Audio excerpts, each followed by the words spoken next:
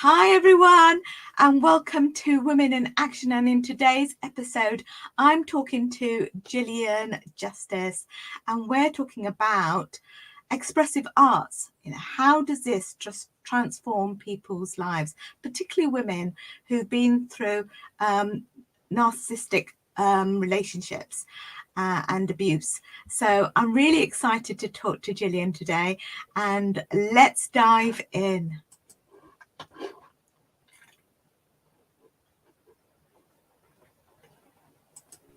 Welcome to Women in Action, the podcast for therapists and coaches dedicated to making a difference. I'm your host, Beverly Jessup. Join us each week for inspiring conversations with remarkable women who have shattered glass ceilings in therapy and coaching.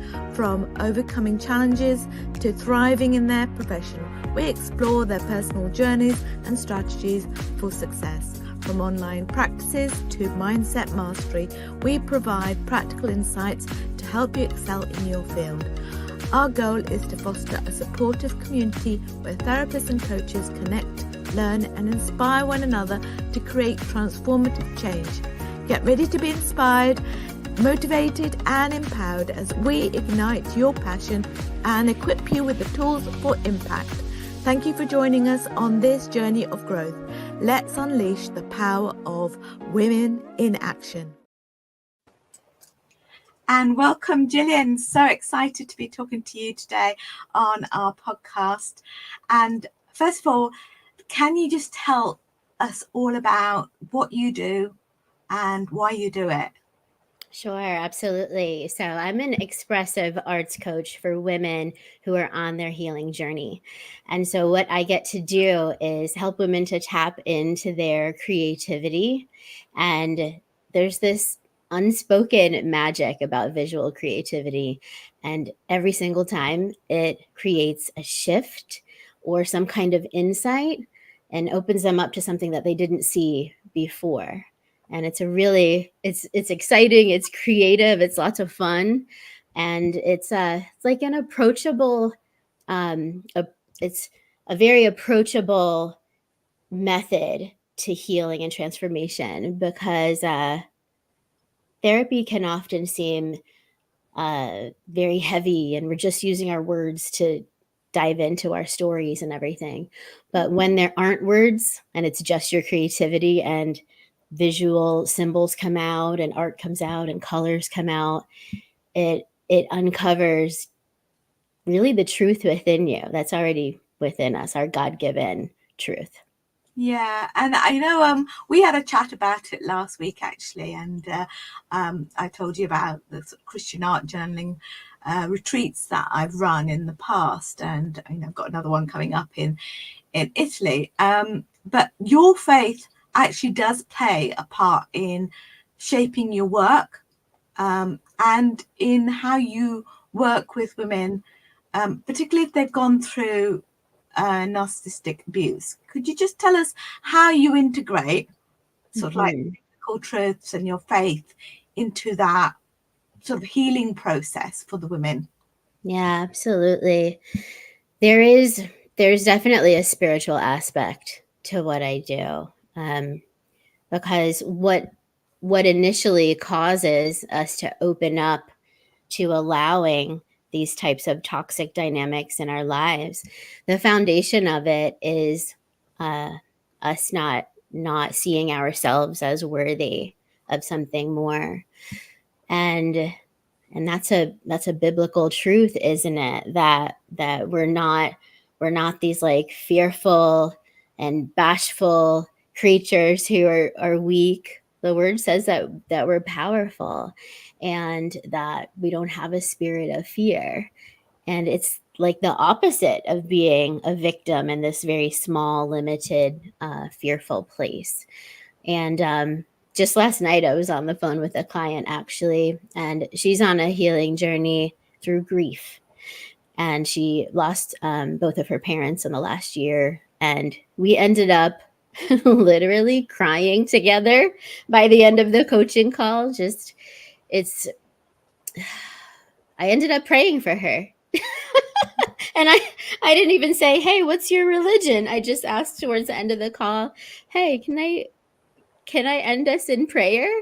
And she said, sure. And then I prayed for her, and it was so beautiful. Um, and just allowing my humanity to be seen in that call. Yeah. Instead of like getting choked up in tears and trying to hold them back, I allow my humanity to be seen. And that created such a beautiful bond between us. She really felt held and seen. And at the end of the prayer, she was like, I haven't had somebody pray for me in a really long time. And I was like, well, I guess I hadn't prayed for someone in a long time.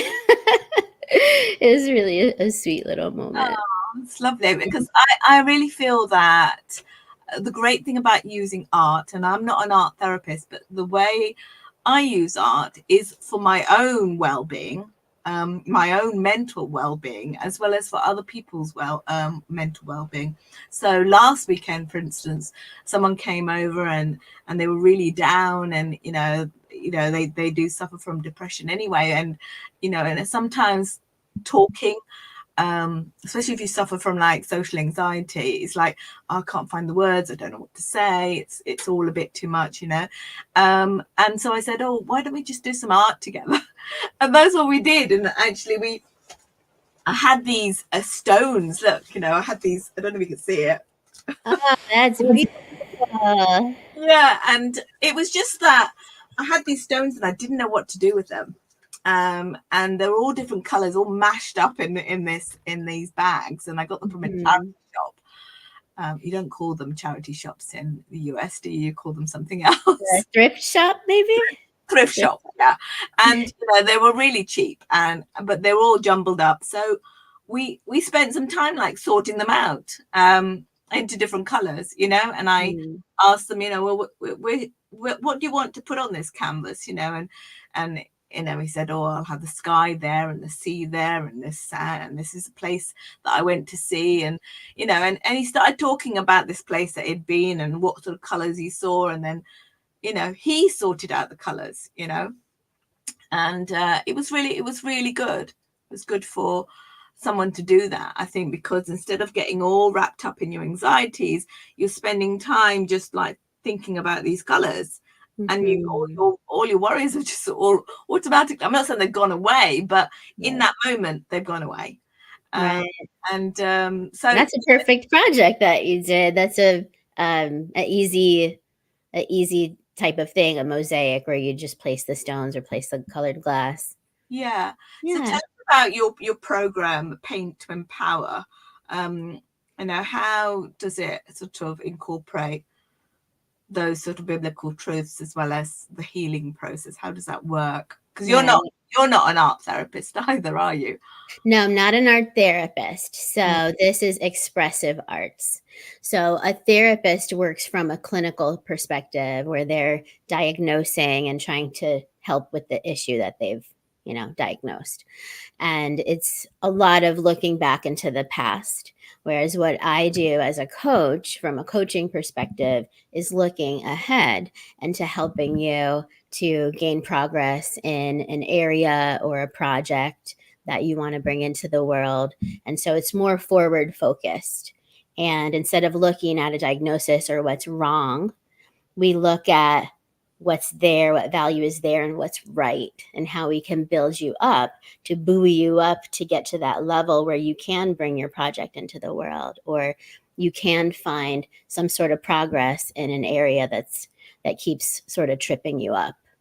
And the area that trips up the majority of my clients, and that would be the purpose really of the Paint to Empower program, is if you have patterns of relating to other people that aren't healthy, you're coming at relationships in like this needy place of I'm not enough. And then so you're looking to kind of fill this void. And so what Paint to Empower does is we use mostly painting, but a few other types of creativity too, like journaling and collage, but mostly paint. And so what we do is take you on a journey back to the real you. And the real you is the empowered you, the confident you, the you that knows that she's worthy and enough. And we use the creativity as a vehicle to return you back to your true essence. And that helps eventually the program, it starts out with like a building up of their self-worth, and then an identification of their values and their truths, like what do they stand for, and then also their boundaries, which if they find themselves in toxic relationship dynamics, they need to strengthen up their boundaries. And then there's a building up of the confidence so that they can clearly and confidently state their boundaries and stand up for themselves in the real world and in their relationships. So it's this beautiful set of exercises that are creative, that build them up and get them the skills that they need to then manifest and bring in healthy relationships, ones where they're respected and they feel good about knowing who they are and standing in their truth. And then there are other little pieces of healing that are going to happen after they're in, a new relationship that's healthy. And that's okay. That's where we lean on God, and then you're with a partner, and then you're able to, tie up those other little areas and heal together. Yeah. And so what does it look like when, you've got women who, and I've come across it on my retreats, where some people might say, oh, I'm not very creative, or I don't think I'll come on a retreat because I'm not creative. And how do you overcome that? I call it an excuse because I feel that like it's, we were born in the image of God, and God is our creator. And so therefore we are creative. We are all creators. Even if it's kind of scribble, that is still something creative. But how do we, work with someone like that who says, oh, no, everything I do is rubbish. I can't do anything. And, yeah. That's probably the most common question that I get. Well, I can't really paint, or I can't really draw, or I used to like to do it in high school, but I haven't really done it in decades. And so I create a lot of my content to address that question. And a good bit of the exercises that I design, the art prompts that we work from, they're all pretty simple. They're simple. Like, it's not paint a self-portrait of your ideal self, and then you have to go paint some fancy figure portrait. Like, no, it's not. It's not like that. It's very simple. And I find that the people who are drawn to what I do, there's a little curiosity in there of getting to be creative. And one of my sayings I say often is that stick figures are welcome here. Yeah. So, I mean, how does it differ from, working with someone who has, is going through grief? And that grief could be all sorts of things, like, you could have lost your job, or you could have lost a loved one, or a pet, or just, lost your sense of purpose, really. Right. And how does that differ when you're working with someone who's like, a woman who's healing from abuse? With abuse, there's often a systematic breaking down of that woman's value. And so she's kind of lost a sense of who she is.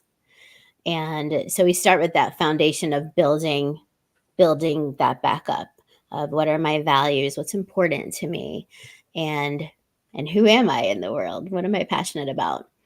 And so that's more of a return to her loving herself, versus with grief, it's more of just an uncovering.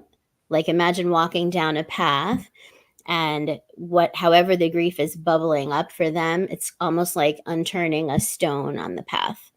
So, for example, if you had a really tough week because you missed, losing a sister or brother-in-law or something, then that week the stone that you uncover might be, oh, it was It was, an important date maybe that you would have shared with that person and they're not there. So it's more of like, how should I say it? Like, as you're walking on the path, whatever comes up and whatever becomes present and alive for you, that's the part that you kind of explore. And then Yeah. you walk a little further down the path, and then maybe the following week, it's a different stone that overturns. Yeah. So Yeah. can you share some of the sort of success stories or like the testimonials from women who have Yeah. participated in like the Paint and Power program and experienced that transformative healing Absolutely. Yeah. I have journey? one client in particular reached out this week actually, and she said that coaching with me, she was able to navigate with confidence. There was a person with narcissistic tendencies at her place of work that made it for a really challenging work relationship. And as a result of working with me, she's able to now go into her workplace. And then instead of feeling like fearful and a lot of anxiety around dealing with this person, she now navigates that relationship confidently. And that's such a huge win because, she's at this place 40 hours a week. So to feel like, oh my gosh, is so and so gonna, make me feel less than today, or walk all over me. She's able to now stand firmly in her boundaries and what's okay and what's not okay, and to clearly communicate that. And yeah, it's When you're working with boundaries, though, is it easier? Do you feel does it change when you're working with someone who has got boundaries problems with a really close loved one? So for example, like, working with your colleague, you think, oh well, at least I don't have to take him home, whereas I'm working with someone, when I'm got someone at home where there's, they're horrible to you, they say very nasty things, they never apologize, and they live in your house. How does the expressive arts work when you've got these two different dynamics? differently. Yeah, sure. The stakes definitely seem higher when you're dealing with somebody who you live with. And they pose different challenges, I would say. But it's at the base of it, it's pretty much the same thing of you being able to know where that line in the sand is of, hey, this is okay with me, and the stuff over on this side, that's not okay with me. And at the foundational level, it's the same. It's pretty much the same. And the stakes can seem higher at home because it's like a 24/7, you live there with these people. But they can be pretty intense at work as well. For example, if the work relationship was, what if it was a supervisor who had that kind of toxic dynamic about them? Then you could be fearful of potentially losing your job if there's like a lot of conflict there. Yeah. So, yeah. So what advice would you give then to women who are struggling, say, to kind of reconcile their faith with the experiences that they're having, the abusive relationships that they're in, and they are seeking healing? What advice would you give them? I would first say that you're not alone, that a lot of us have struggled in that way. And at first, I'd know that I kind of shook my fist at God and was like, "Why are you allowing this to happen to me? Why me? Why me?" And I would I would say to educate yourself on the topic. And if you think that you're dealing with a toxic dynamic that might be narcissism, I would say don't get too hung up on labeling. Is it narcissism or is it not? Because if it's unhealthy, then it's unhealthy. It doesn't matter what the specific label is. And that healing is possible, and finding your way is possible, and you don't have to continue in this pattern of choosing this again and again, or somehow finding yourself in this situation again and again. Because as you heal your heart and learn what your boundaries are, then you won't allow it. You won't allow it back in. Your heart will be closed to that. Yeah. So, Gillian, it's been fantastic talking to you, and I know that you said you'll do a little masterclass, I don't know, at some point inside Maven. And so how can people get in touch with you and contact you about your program?